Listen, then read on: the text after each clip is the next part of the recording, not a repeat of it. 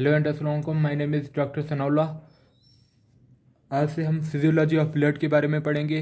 पहले हमने cell basic chapter थी वो कंप्लीट करी, ऑर्गेनिज्म वगैरह डिस्कस करे, लेकिन आज से हम फिजियोलॉजी ऑफ ब्लड स्टार्ट करने जा रहे हैं, जिनमें हम आरबीसीज, डब्ल्यूबीसीज, प्लेटलेट्स, प्लाज्मा, जो कुछ भी होगा, इम्यून सिस्टम, जो कुछ भी ब्लड में है फिजियोलॉजी के हिसाब से सारा कुछ हम डिस्कस करेंगे डिटेल में।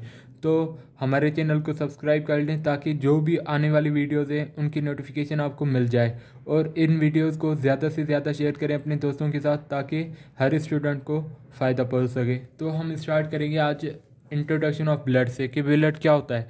Blood is a specialized connective tissue that contain cells and formed elements and plasma the liquid part.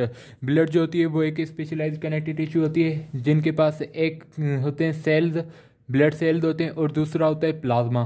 Blood plasma जो होता है वो लिक्विड पार्ट होता है, और सेल्स जो होते हैं उन्हें हम फॉर्म्ड एलिमेंट्स बोलते हैं।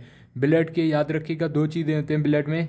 ब्लड एक क्या होती है, स्पेशलाइज टाइप की कनेक्टिव टिश्यू होती है, specialize type of connective tissue होती है। ब्लड के पास दो चीज़ें होती हैं, एक लिक्विड पार्ट होती है और एक सेलुलर पार्ट। सेलुलर पार्ट जो होते हैं उन्हें हम फॉर्म्ड एलिमेंट्स बोलते हैं, और लिक्विड पार्ट जो होती है वो ब्लड की, उन्हें प्लाज्मा कहा जाता है। ब्लड को स्पेशलाइज कनेक्टिव टिश्यू क्यों कहा जाता है? Because it is the only connective tissue which is in fluid form. Blood को स्पेशलाइज कनेक्टिव टिश्यू इसलिए कहा जाता है क्योंकि ये फ़कत कनेक्टिव टिश्यू है, ओनली कनेक्टिव टिश्यू जो फ्लूइड फॉर्म में होता है, जो फ्लूइड फॉर्म में होता है। बाकी जितने भी हैं कनेक्टिव टिश्यू वो सॉलिड फॉर्म में होते हैं, लेकिन ब्लड स्पेशलाइज किस्म की कनेक्टिव टिश्यू है जो फ्लूइड फॉर्म में है। Blood is called connective tissue because it connect different tissues of body together. Blood को कनेक्टिव टिश्यू क्यों बोलते हैं? क्योंकि ये डिफरेंट टिश्यूज ऑफ बॉडी को कनेक्ट करती हैं। मुख्तलिफ जो भी टिश्यूज हैं बॉडी को, उनको कनेक्ट कर रही होती है, तभी ब्लड को कनेक्टिव टिश्यू बोलते हैं। तो ब्लड क्या है? What is blood? आपसे कोई भी पूछे तो आप बताना कि blood is specialized type of connective tissue that contain cells called formed elements and the plasma liquid part. Blood एक स्पेशलाइज कनेक्टिव टिश्यू होती है जिसके पास सेल्स होते हैं जिन्हें हम फॉर्म्ड एलिमेंट्स बोलते हैं, और इनके पास फ्लूइड पार्ट भी होती है जिन्हें हम प्लाज्मा बोलते हैं। ब्लड को स्पेशलाइज कनेक्टिव टिश्यू क्यों कहा जाता है? क्योंकि ब्लड के अंदर फ़कत कनेक्टिव टिश्यू प्रेजेंट होती है जो फ्लूइड फॉर्म में होती है। कनेक्टिव टिश्यू क्यों कहा जाता है? क्योंकि ये डिफरेंट टिश्यूज़ ऑफ बॉडी को कनेक्ट कर रही होती है, तभी ब्लड को कनेक्टिव टिश्यू बोलते हैं। तो हमारे पास ब्लड के अंदर तीन किस्म की सेल्स होती हैं, याद रखिएगा ब्लड के अंदर तीन किस्म की सेल्स होते हैं। कौन से सेल्स? रेड ब्लड सेल्स होते हैं, डब्ल्यूबीसीज होते हैं, और प्लेटलेट्स होते हैं। Red blood cells, white blood sales and platelets, ये तीन किस्म के सेल्स होते हैं ब्लड के अंदर। रेड ब्लड सेल्स वो कैरी करते हैं रेस्पिरेटरी गैसेज को, ऑक्सीजन एंड कार्बन डाइऑक्साइड को ट्रांसपोर्ट करवाना रेड ब्लड सेल्स का काम होता है mainly. Red blood sales carry करते हैं रेस्पिरेटरी गैसेज को। डब्ल्यूबीसीज बहुत इंपॉर्टेंट होते हैं क्योंकि ये हमारी डिफेंस सिस्टम बनाती है बॉडी की। जो भी हमारी बॉडी की डिफेंस सिस्टम है वो डब्ल्यूबीसीज की हेल्प से होता है। तो डब्ल्यूबीसीज that forms the defence system of body. और प्लेटलेट्स क्यों इंपॉर्टेंट होते हैं? क्योंकि ये हेमोस्टेसिस में इन्वॉल्व होते हैं। ये हमारी बॉडी के मुख्तलिफ चीज़ों को मेंटेन कर रहे होते हैं, मेनली ब्लड क्लॉटिंग किसकी वजह से होती है? प्लेटलेट्स का बहुत बड़ा इंपॉर्टेंट रोल होता है ब्लड क्लॉटिंग में। तो ये तीन किस्म के सेल्स होते हैं जो ब्लड के अंदर मौजूद होते हैं। रेड ब्लड सेल्स होते हैं, डब्ल्यूबीसीज होते हैं, वाइट ब्लड सेल्स और प्लेटलेट्स होते हैं। ये तीनों के हम फंक्शन से डिटेल में डिस्कस करेंगे। इनके सिंथेसिस, फॉर्मेशन कहाँ हो रही है, कैसे हो रही है, इनके डिफरेंट रिएक्शंस, इनकी वजह से डिफरेंट क्लिनिकल कंडीशंस, ये सारे हम आगे डिटेल में डिस्कस करेंगे। लेकिन आप मेनली याद रखिएगा कि ब्लड बेसिकली एक सेल से बनी होती है, उसमें तीन किस्म के सेल्स होते हैं, red blood cells, white blood cells और प्लेटलेट्स। और दूसरा क्या होता है? प्लाज्मा होता है। What is plasma? Plasma contain organic and inorganic substances, most of these substances are plasma protein. Plasma जो होती है वो फ्लूइड पार्ट होती है ब्लड की, जिसके पास ऑर्गेनिक सब्सटेंसेज होते हैं और इनऑर्गेनिक सब्सटेंसेज होते हैं। लेकिन मोस्ट ऑफ प्लाज्मा क्या होता है? प्लाज्मा के अंदर सबसे ज़्यादा क्या होता है? प्लाज्मा प्रोटीन्स होते हैं। प्लाज्मा प्रोटीन कौन कौन से होते हैं? Albumin, globulin and fibrinogen. याद रखिएगा तीन प्लाज्मा प्रोटीन्स हमारे पास यहाँ पे, एल्ब्यूमिन, ग्लोबुलिन और फाइब्रिनोजिन। ये तीनों प्लाज्मा प्रोटीन्स हैं जो प्लाज्मा के अंदर मौजूद होते हैं। एल्ब्यूमिन की नॉर्मल वैल्यू कितनी है? 3 to 5 ग्राम % हमारे जिस्म के अंदर होती है। ये रिस्पॉन्सिबल होती है for oncotic pressure of plasma, oncotic pressure of plasma के लिए और ट्रांसपोर्ट ऑफ सब्सटेंसेस के लिए रिस्पॉन्सिबल होती है एल्ब्यूमिन। एल्ब्यूमिन का मेन काम होता है कि ये ट्रांसपोर्ट करवाती है मुख्तलिफ चीज़ों को। नॉर्मली एल्ब्यूमिन कितनी % है हमारे जिस्म के अंदर? नॉर्मल कितनी क्वांटिटी में अवेलेबल होती है? 3 to 5 gram %। It is responsible for oncotic pressure of plasma, ये रिस्पॉन्सिबल होती है ऑन्कोटिक प्रेशर ऑफ प्लाज्मा के लिए और ट्रांसपोर्ट ऑफ डिफरेंट सब्सटेंसेज के लिए। ग्लोबुलिन कितनी % है? नॉर्मल ग्लोबुलिन की क्वांटिटी होती है 2 to 3 gram %। 2 to 3 gram % normal होती है। एक्ट एज एंटीबॉडी की तरह ऐड करती है और ट्रांसपोर्ट करवाती है प्रोटीन्स को। ग्लोबुलिन का क्या काम होता है? एक एंटीबॉडी की तरह ये ऐड करती है और दूसरी ट्रांसपोर्ट करवाती है प्रोटीन्स को। याद रखिएगा, ग्लोबुलिन का काम होता है एंटीबॉडी और ट्रांसपोर्ट करती है प्रोटीन्स को। फाइब्रिनोजन कितनी %? नॉर्मली 0.3 ग्राम % अवेलेबल होती है हमारे जिस्म के अंदर। एक एडल्ट बॉडी के अंदर फाइब्रिनोजन प्लाज्मा प्रोटीन की 0.3 ग्राम % नॉर्मली अवेलेबल होती है। ये एसेंशियल होती है ब्लड क्लॉटिंग को। जब फॉर सपोज ब्लड हेमरेज हो गया या कोई भी इंजरी होती है तो ब्लड को रुकवाने के लिए कौन हेल्प करता है? फाइब्रिनोजन इंपॉर्टेंट होते हैं।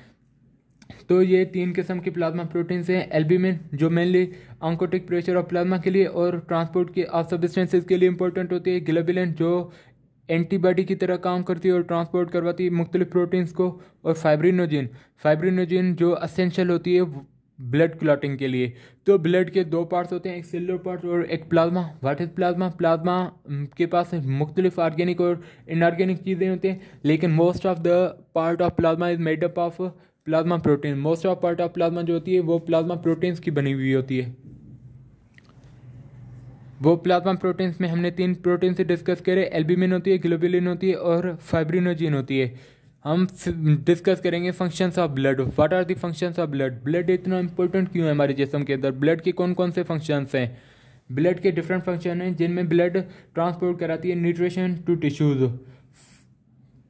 फॉर सपोज सेल के अंदर यहाँ डिफरेंट टिश्यूज़ के अंदर यहाँ कहीं पे भी न्यूट्रिशन हमें मिल रही, कहीं से भी न्यूट्रिशन मिल रही, वो ब्लड रिसीव कर रहा। अब ब्लड डिफरेंट टिश्यूज तक वो न्यूट्रिशन पहुंचाएगी।